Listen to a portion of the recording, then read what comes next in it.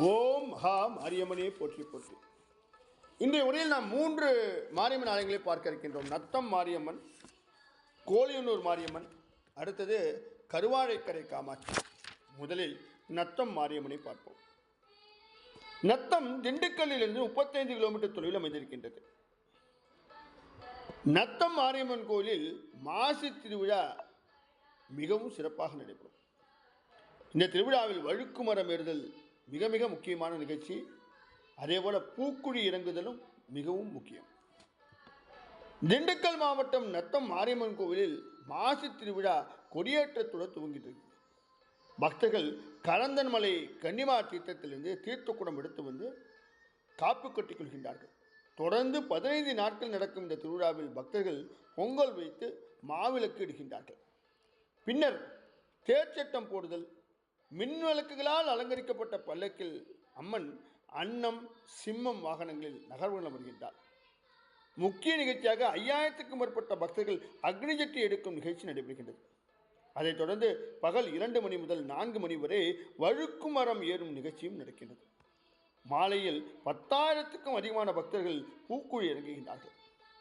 இரவு 9 மணிக்கு அம்மன் பூச்செறிதல் விழா மிகச் சிறப்பாக நடைபெறுகின்றது. அவசியம் பார்க்க வேண்டிய திருவிழா இது. கருவறையில் அம்பிகை அன்னத்தின் மீது அமர்ந்து அசுரனை பாதத்தில் மிதித்த கோலத்தில் காட்சியளிக்கின்றார். ஏற்கனவே சொன்னபடி மாசி திருவிழா மிகவும் பிரபலம். இந்த ஆலயத்தில் குழந்தை வரம் வேண்டும் என்று வேண்டிக் கொள்ளும் பக்தர்கள் நிறைவேறிய பிறகு கரும்பு தொட்டில் இட்டு ஆலய வளம் வந்து தங்களது நன்றிக்கடனை செலுத்துகின்றார்கள். அடுத்தது கோலியனூர் மாரியம்மன் கோவில். கோலியனூர் கிராமம் விழுப்புரம் மாவட்டத்தில் அமைந்திருக்கின்றது. விழுப்புரம் பாண்டி ரோட்டில் இருக்கின்றது இந்த கோவில். இந்த ஊர் வரலாற்று சிறப்புமிக்க ஒரு கிராமம். இந்த ஊரில் சுமார் 100க்கும் மேற்பட்ட கோவில்கள் இருக்கின்றது. இந்த கோலியனூர் முதலில் கோவில் நூறு என்று பெயர் பெற்று பின்பு கோவில் புறநல்லூர் என்று மாற்றம் அடைந்து தற்போது கோலியனூர் என்று அழைக்கப்படுகின்றது. இந்த மாரியம்மன் கோவில் சுமார் 700 வருடங்கள் பழமையான கோவில். இந்த கோவிலில் சிறப்புமிக்க ஒரு அழகிய குளம் இருக்கின்றது. இந்த வட்டாரத்து மக்களின் பிரார்த்தனை ஸ்தலம் கோலியனூர்.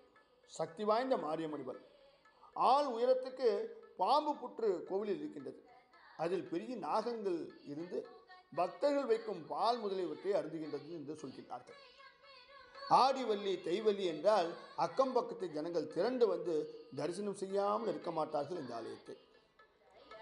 கருவாழைக்கரை காமாட்சி. அடுத்ததாக கருவாழைக்கரை காமாட்சி மாயவரத்துக்கு அருகில் இருக்கின்ற கோவில் இது. கருவாழைக்கரை என்ற சிற்றூரில் இருக்கின்றது இந்த காமாட்சி அம்மன் ஆலயம். இந்த காஞ்சி காமகோடி பீடாதிபதி ஜகத்குரு ஸ்ரீ சங்கராச்சாரியா சுவாமிகள் இங்கு வருகை சென்றபோது இறை உருவத்தில் காமாட்சியை தரிசித்தாராம். அது முதல் தேவி காமாட்சியாக போற்றப்படுகின்றாள் இந்த மாரி. எழிலும் துடிப்பும் கொண்ட அன்புருவான அன்னை இவள். இவளை ஆராதிக்கும் குடும்பங்கள் பல வைணவ குடும்பங்களுக்கு இவள்தான் குலதெய்வம். இது ஒரு ஆச்சரியமான விஷயம்.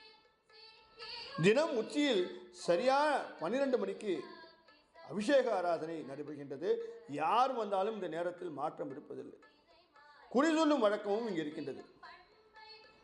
சிறிது தொலைவில் காவேரி அமைதியாக சிறு வாய்க்கால் போல செல்கின்றார்.